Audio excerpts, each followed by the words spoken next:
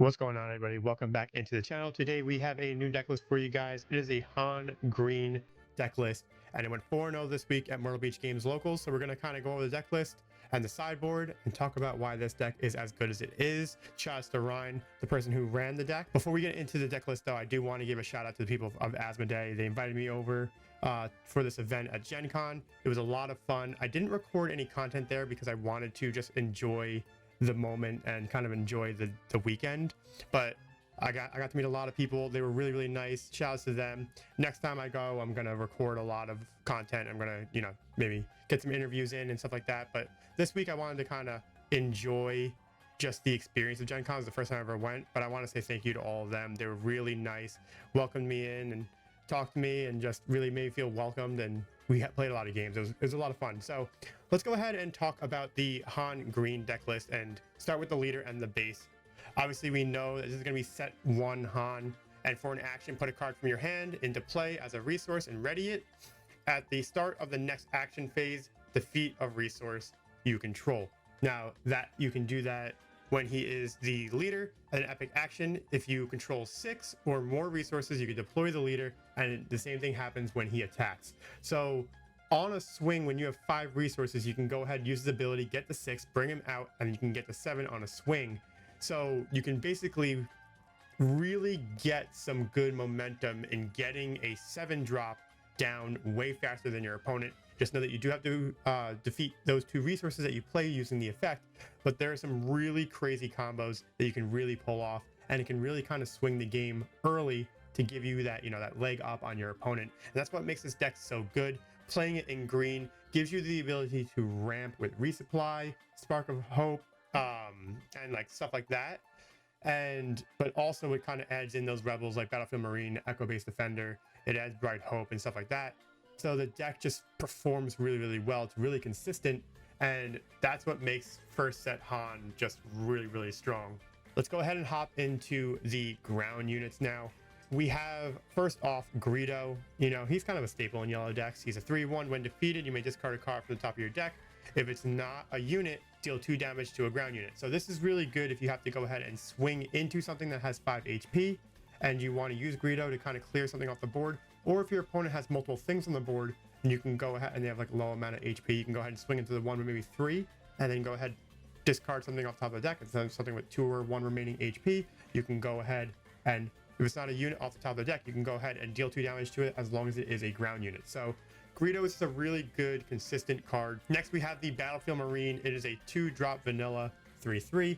Just a staple in a lot of green heroism decks. Next, we have Leia Organa at a 2 of. When played, you can either ready a resource or you can exhaust a unit. So this is also really good because you can, on turn 1, go up to 3 resources, play this, ready up one of your resources, and then go ahead and play a Battlefield Marine, and then you have Leia and a Battlefield Marine on the board, which is pretty good. But still, Leia, very solid. Also late game, if you have to go ahead and clutch, put it down, and then go ahead and exhaust a threat, you can also do that. So Leia is just really good. Next on the ground, we got Cloud Rider at a 2 of. It's a 2-drop 3/1, so the same stats as Greedo, but it does have ambush. So even on turn 1, if you just want to get rid of something on your opponent's side of the board, you can just play it, make it so they don't have anything on the board on turn 2. With Han Solo's ability, Cloud Rider, ambush into something, kill that, and you can still go ahead and play your own Greedo. This way you do have something that can swing in for 3 on turn 2, but your opponent will have possibly nothing if they played a ground unit and you ambushed into it. So it's just a really good combo right there. Next, we have the Echo Base Defender. It's kind of a staple of green heroism. It is a 4/3 Sentinel. It's just a really good thing to kind of protect your base and make your opponent have to maybe kind of trade in early. And then again, if you have initiative, you can go ahead and swing in for 4 and then have your opponent still have to attack into it and kind of trade there, but you can still potentially get in that 4 damage kind of early. But Echo Base Defender is really solid. Next up, we have the Sundari Peacekeepers. It's a really good card. One of the new cards from set 2. It is a 1/5 for 3, but it also has Raid 2 and Restore 2. So it's going to be hitting your opponent when you swing for 3, and you can also heal yourself. And the fact that it has 5 HP makes it so it can kind of stay on the board a little bit longer than normal 3-drops. But it's just really good. It's going to keep you healthy, keep you able to kind of go a little bit longer into the game. And Sundari Peacekeeper, one of my favorite new cards for sure. One of the main things that makes Han Solo so good with set 2 it's a staple for any Han Solo deck most likely, is Tech. Now Tech is a 3-drop 2/5, which gives all of your friendly resources smuggle. It just makes it so you have to pay 2 more than its cost. But this plus another card we're going to go over next is a really, really good combination that makes this deck so scary. But still, Tech is just really, really good, being able to play out anything you want from your resources. If your opponent does not take care of Tech fast in this deck is going to be a problem. And that's where this whole thing kind of comes into, right? So if you are playing against a Han Solo deck and they play Tech, you need to make sure that you go ahead and you pop it right away. And the card that synergizes so well with this is DJ. So DJ, normally its smuggle cost would be 7 and 2 yellow, 2 cunning, which is just really, really expensive. But with Tech and DJ, it then just becomes smuggle 5. And you can do that with Han Solo if you smuggle him out for 4 Tech, and then the next turn you go ahead and play DJ out of smuggle for 5.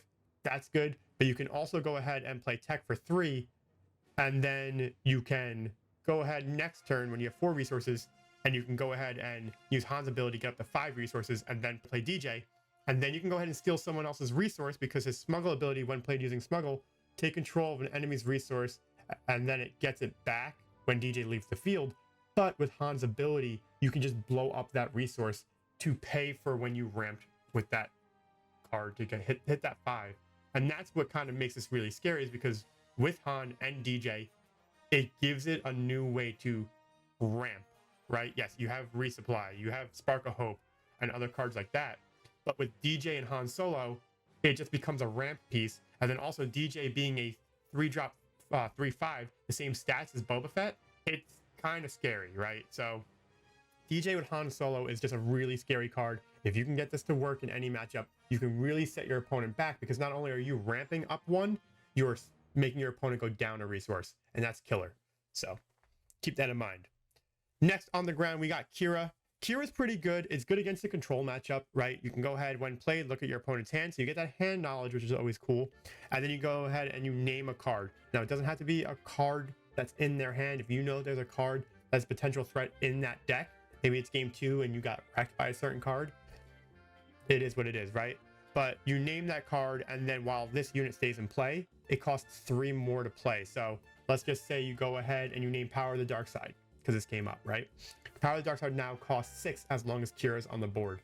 And that can really slow down a control deck. So Kira's really good against that control matchup. Next, we have the Syndicate Lackeys. We know it's a 5-drop 5/4, and it has Ambush. It's just, you know, a good way to kind of clear out things if you need to go ahead and do so. And then the final ground unit, we have the regular Han Solo unit. It has Ambush, but also is shoot first on a body. So as long as Han Solo takes out the unit that it's swinging into, it takes no damage. Next, we're going to go ahead and hop into our space units. We play a decent amount of space units in this deck, right?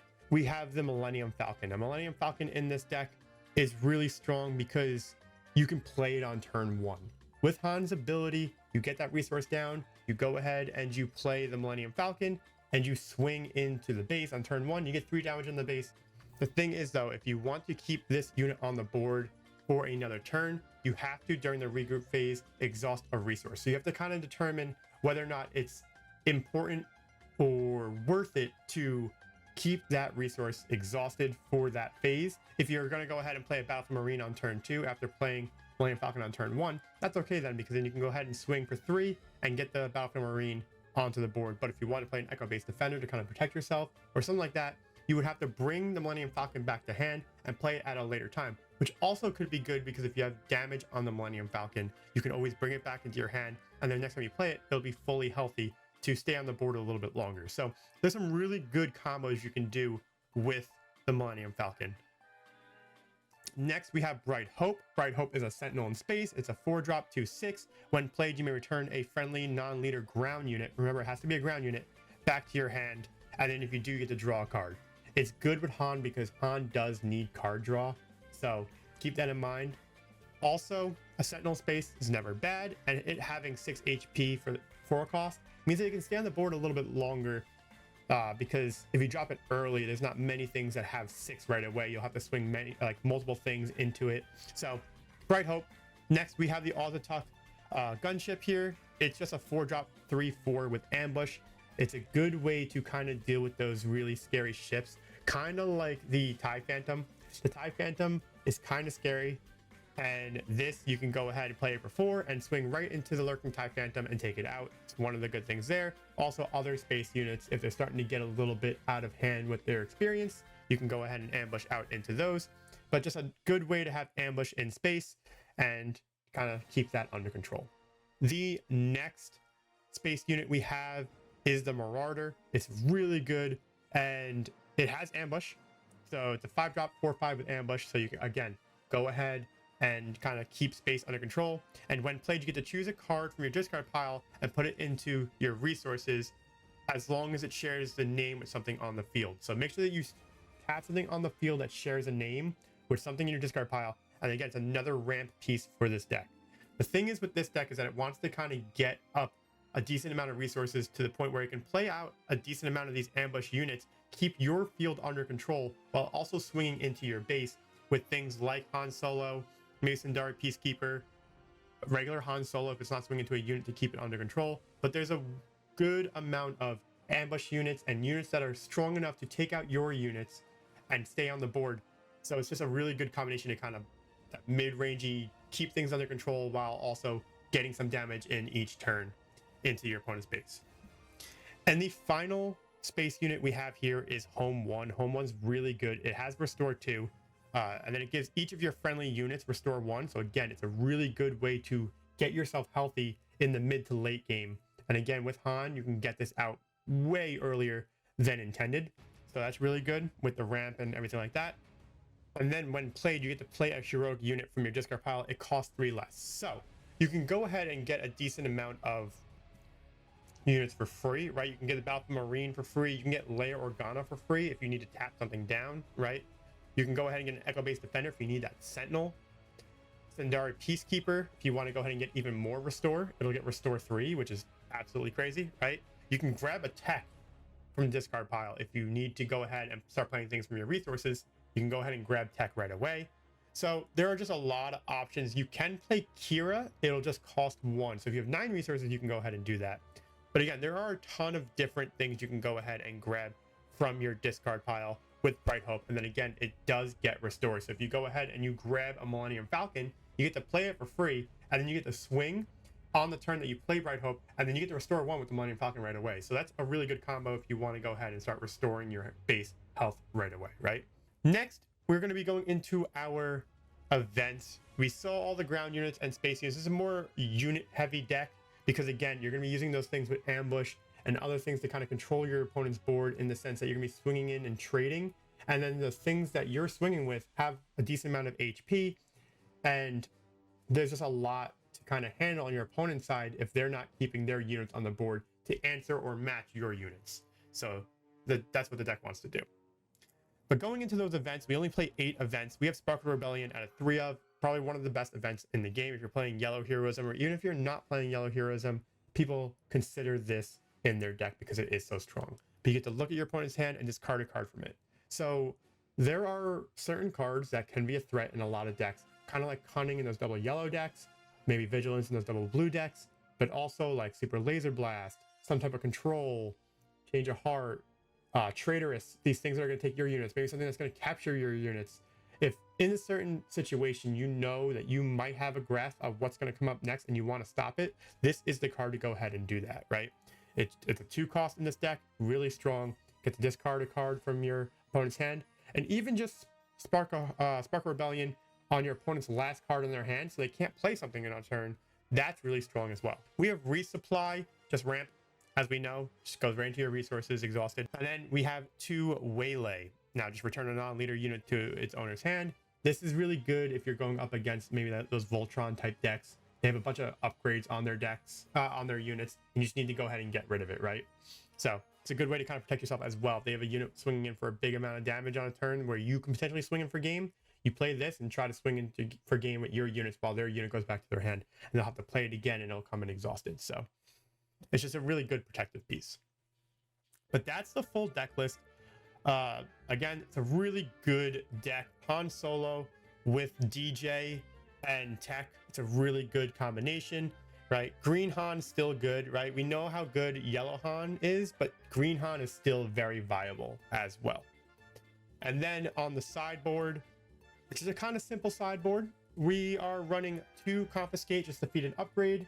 Again, you can defeat bounties, you can go ahead and defeat entrench, frozen and carbonite, anything like that. If your opponent has a dark saber on Sabine maybe, or if they're go ahead and play Boba Fett's armor on Boba Fett, it's a good card to have in your sideboard. We have Spark of Hope. Spark of Hope is just another ramp piece if you are playing in a game where you have to go ahead and trade in a lot of your units. It's just a cheaper ramp piece if you want to go ahead and do that. We have our 3rd Sundari Peacekeeper and 3rd Ozatuck Liberator gunship, both again going for the 3rd ones. Also the 3rd Kira as well if you are playing against control and you need to kind of add in those pieces, right? We have 2 Change of Heart if you're playing against something that maybe they have a Crate Dragon and you can go ahead and play Change of Heart. Yes, you are going to take 6 to your base or 6 to one of your units, but you're going to be able to take that Crate Dragon for a turn if you have the initiative right there. And you can go ahead and swing into your opponent's base for 10, and then every card that they use, they'll take damage on. So that's just really good right there. And then we have 2 Reinforcement Walkers if you are going into the long game and you need to go ahead and get something that's going to heal your base. When played and on attack with the top card of your deck, you can either draw that card or discard it and heal 3 from your base.